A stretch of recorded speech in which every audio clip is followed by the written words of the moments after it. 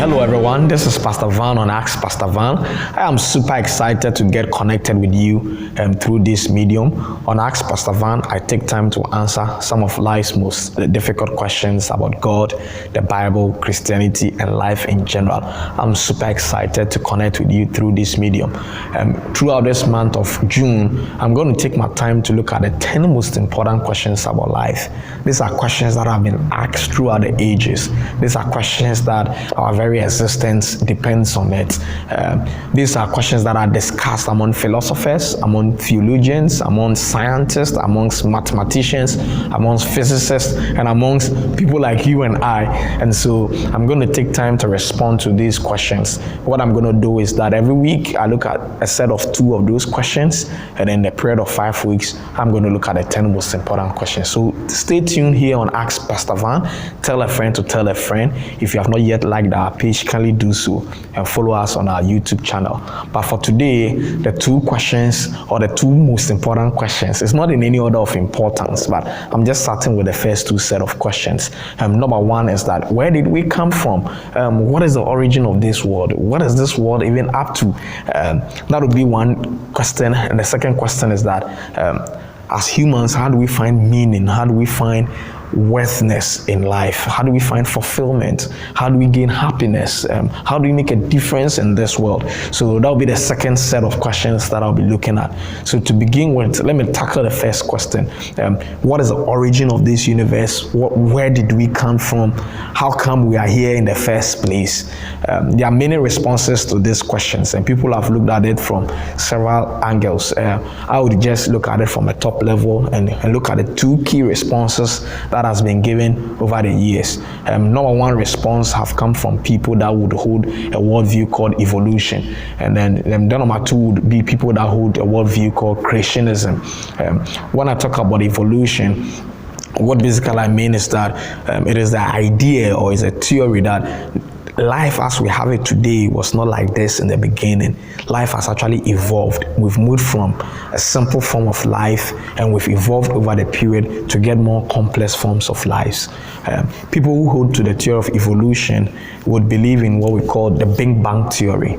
Most of them would believe in that. They would explain that is the beginning of the beginnings. So with the Big Bang theory, it is believed that the whole universe was concentrated in a very small matter. It started heating up, and then it started expanding.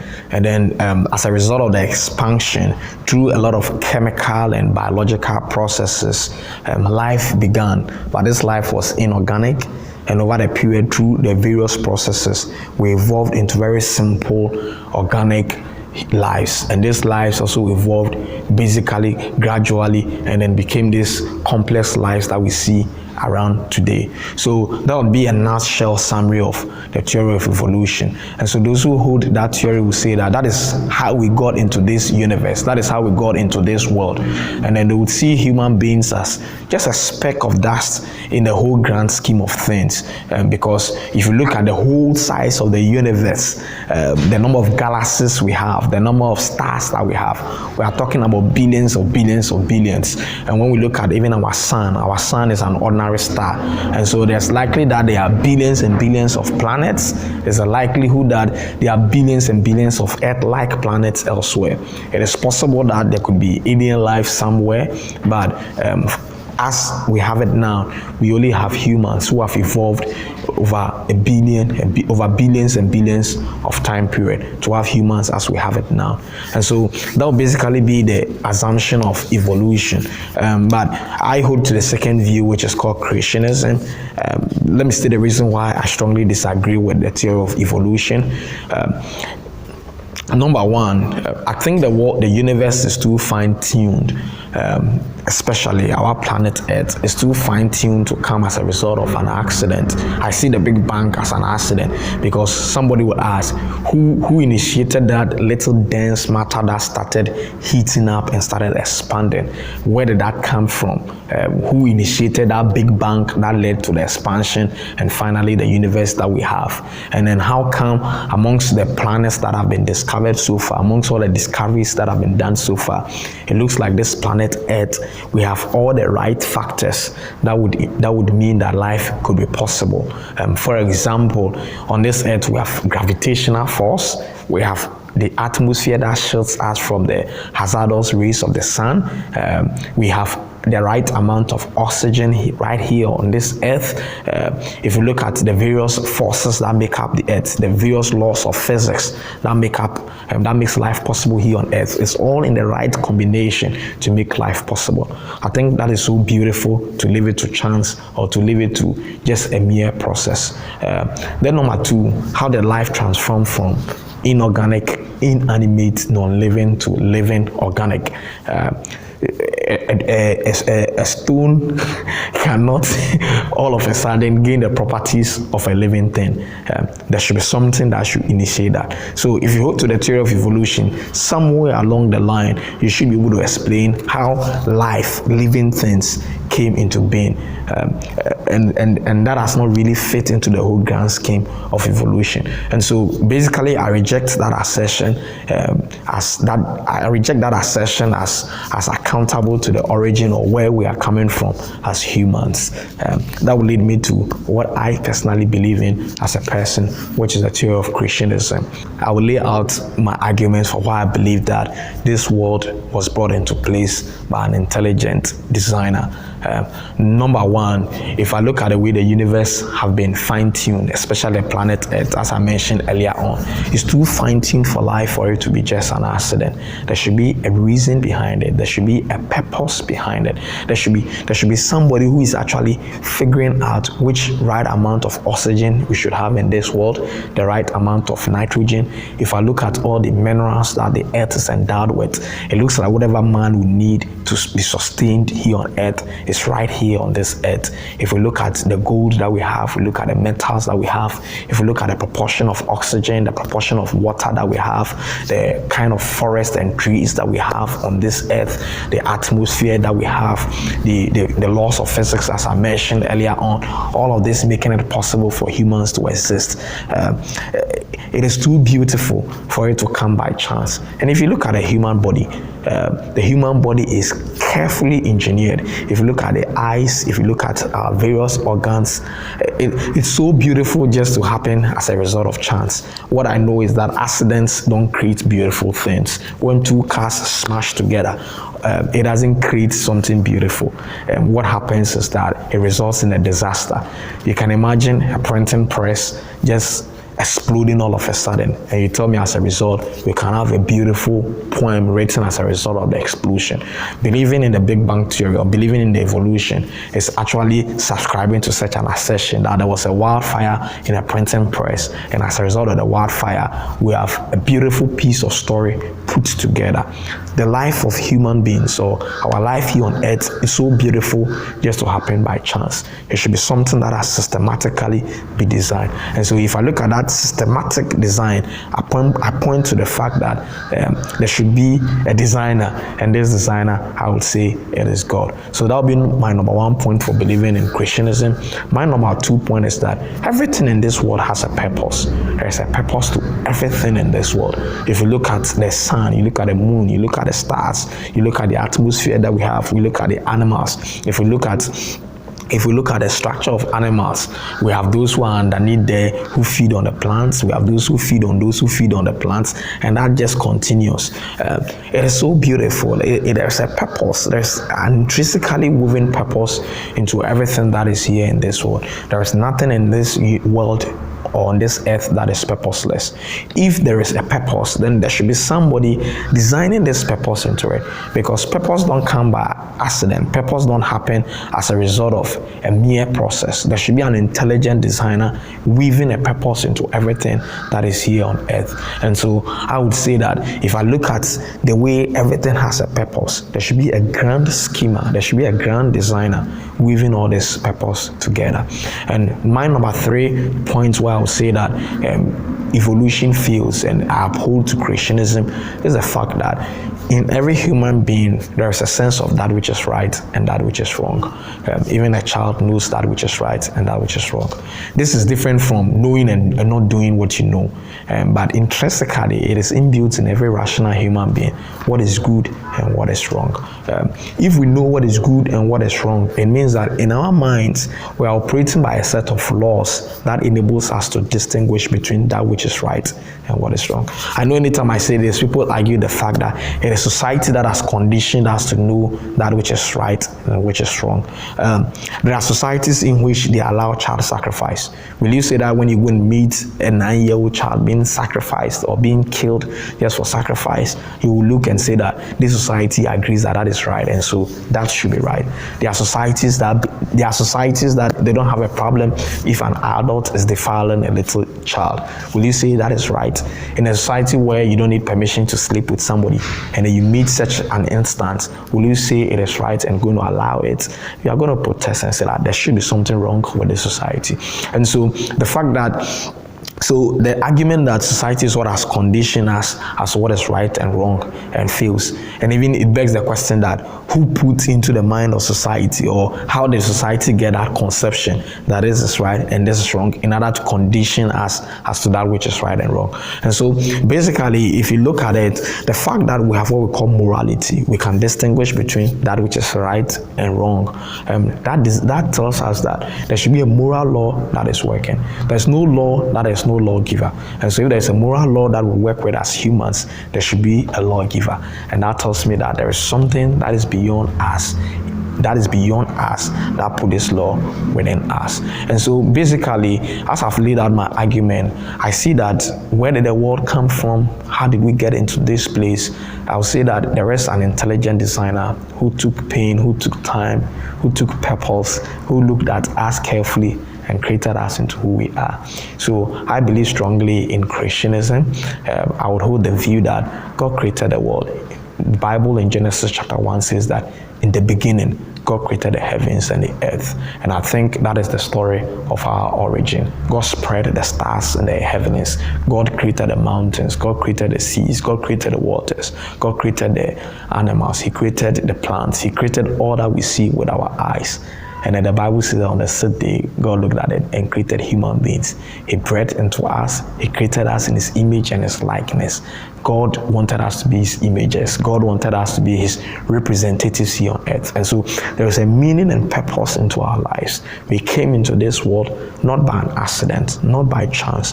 The creator of this whole universe, this vast universe, created us with a lot of delight and joy. And the Bible says that when He created us, He looked upon us and said that what He had done was really good. And so we are not a product of a biological process. We are not a product of a chemical process. We are not a product of an accident. We are a product of a carefully made creation. And that is how we got into this world. And so the first big question, or the first important question that has been asked over the ages, how do we get into this world? I'll say that there is a great designer who sat down and took the pain to make this universe to come into being. He spoke it into being. The Bible says that He created the world out of nothing, ex nihilo. Out of nothing, He called something into being. And for me, that justifies the existence of this world, because if there is God, and if I believe in God and the attributes that I think of God to be, then I can say that He is the first mover. He is the first cause of everything in this world. And because for something to be, there should be something that should make it be. But from our understanding of who God is, God does not need a creator in order to be God. And so He is the one who started the chain of events that has led to where we are now. So that would be my response to that. So then, if we are not here by accident, or we are not here by chance, what is the meaning and the purpose of life? How do you derive fulfillment and joy in this world? How do you derive happiness in this world? I think that this second question is really lies on the foundation of the first question. That if we are not here by chance, if we are not here by accident, but there is a creator. God actually created us with purpose in mind. Then it begs the question that how do you find happiness? How do you find fulfillment if there is purpose? Because without purpose, you can't find meaning. That is an interesting point you must keep in mind. Without purpose, you can't find meaning. And so, first of all, to find meaning and fulfillment in life, it is important that you come to terms with the fact that your life is not as a result of a chance. Your life is not as a result of an accident. There is a creator who actually designed your life and the details of your life. And so, to find meaning and fulfillment in life, it is important that you ask yourself, what would this creator ask? What would this creator require of me? What does God require of me in this world? Because in answering that question, you have your purpose, and then in pursuing this purpose, you can find meaning.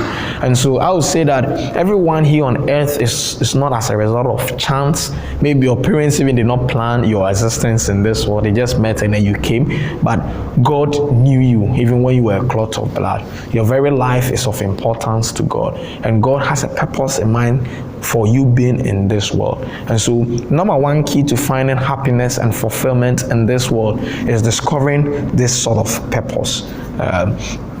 When I talk about this purpose, I have two broad categories. There's the general purpose for our existence, and then there is the limited purpose for our existence, if I'm permitted to use that vocabulary. The general purpose of our existence will come from the fact that, and I think I've taken this in one of my episodes, when God created human beings, He said He created us in His image and likeness. That is number one. And number two, we should be fruitful, we should multiply, and we should have dominion. And so, as beings created in the image and the likeness of God, we're expected to be representatives of God. We're expected to be carriers of who God is. And so, we live in this world basically to let the world know who God really is, through the sort of things that we do, by our creativity, by our imagination, by being able to change our world for the better, by confronting and dealing with the evils in this world, by being effective stewards of this world. So whether you're a banker, you're an accountant, you're a doctor, you're a lawyer, whoever you are, wherever you are, by using the set of skills and the gifts that God has endowed you with, to fulfill the very purpose and agenda of God in this world. That is building lives, making people better, making society a better place to be in, and then pointing people out to Jesus. And so that will be one general. And in there as well, God commissioned us to be fruitful, to multiply, and have dominion, making your authority felt here on this earth. When I talk about your authority, I'm not talking about throwing your weight around. What I mean by is that just like a right judge will do, ensuring that the right things are being done, ensuring that there is righteousness, ensuring that there is peace, ensuring that there is love, ensuring that there is justice, ensuring that society is progressing and prospering, and then you are contributing your bit to it, loving your neighbor as yourself, righting the wrongs that are around you, being helpful, being kind, being compassionate. That is what God requires of us. And so, as we do this set of things, then it means that we are imaging God, we are representing God, we are being fruitful, we are having dominion over this earth. That'll be the general purpose of why God put us here in this world. So as you do that, what happens is that you derive meaning and fulfillment because you are living out for your purpose. And then the second broad category, as I mentioned, would be your limited purpose in this world. I believe also that everyone has a unique purpose. Aside this general purpose that I have stated, we all have a unique purpose. This unique purpose is built on your background, is built on your educational level, is built on your upbringing, is built on the sort of network of relationships that you have, is built on your personal aspirations, is built on your personal motivation. And so when we combine all these factors together, out of this, God has woven a sort of purpose in it that you fit uniquely into it. And so this limited purpose or this special purpose is unique to to you, there is something that only you can do that I cannot do. There is something that only me can do and you cannot do. This becomes your special, your limited purpose in this world. And that is a journey of discovery. I believe that one of the things that we do to find meaning and fulfillment in life is to actually go on this journey of discovering this special and unique purpose that we've all been called onto. And so so in discovering of this purpose, it comes as a result of your partnership with God. Every manufacturer has a purpose for his products, and then when you look at the manual tells you what that purpose is. And so as we walk with God, as we walk in fellowship with the Holy Spirit, what happens is that he drops burdens upon our hearts. What happens is that he gives us guidance. What happens is that he directs our paths. What happens is that he leads us to the right people and the right places. And so as we pursue these things, as we pursue the burdens, as we pursue the guidance, as we pursue the leadings, the end result of it is that we are going to discover our unique purpose. We are going to discover our special purpose. And as we live out on that, it becomes a bingo. When we add that to our general purpose, we find meaning and happiness in this world. And so to some people, meaning and happiness will come by involving in social justice. Meaning and happiness will come by trying to change the world to make it a better place. Meaning and happiness will come by securing a legacy for posterity. Meaning and happiness will come by creating jobs for other people. So for some people, meaning and fulfillment will come by innovating or creating new things and all that. It all fits into it. And so finding meaning and purpose in life, I would say that it begins by the fact that you accepting the reality that your life is not as a result of chance or an accident. God actually took his time to create you. He has a purpose for putting you in this world. And this purpose, there are two ways of looking at it. You have your general purpose and you have your special purpose. Your general purpose will come from the fact that you were created in the image and the likeness of God. And God commissioned you to be fruitful. God commissioned you to have dominion on this earth. That will mean that you become an effective representative of God right here on earth. And your special purpose will be that unique thing that God has in mind for you. That unique thing is there as a result of your upbringing, your background, your educational level, your special skills and your special set of skills and giftings, your experiences, your personal aspirations, your personal motivation. God puts all those things together and creates a unique purpose just for you. And so as you put all these things together, you will discover meaning and fulfillment in life. And so today, this has been the two big questions that I've looked at. I mentioned to you earlier on that throughout this month, I'll be looking at the 10 most important questions about life. Today, I've examined two of it. Where did we come from? How do we derive meaning and fulfillment in life? This has been Ask Pastor Van. Next week, I'll come your way Tuesday, 8:30 p.m. I'll be answering two important questions next week as well. What is our final destination?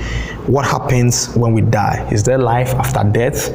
How do we know there's life after death? And if there's life after death, what form of life would that be? And the second question will be, why is there so much evil in this world? Can there be a world free of pain and evil? Why is there so much evil in this world? Can there be a world that is free of pain and evil? These are the two set of questions I'll be looking at next week. If you have not yet liked our page, kindly do so. Tell a friend to tell a friend. Follow us on our YouTube channel at Ask Pastor Van. God richly bless you for making time with me. Thank you.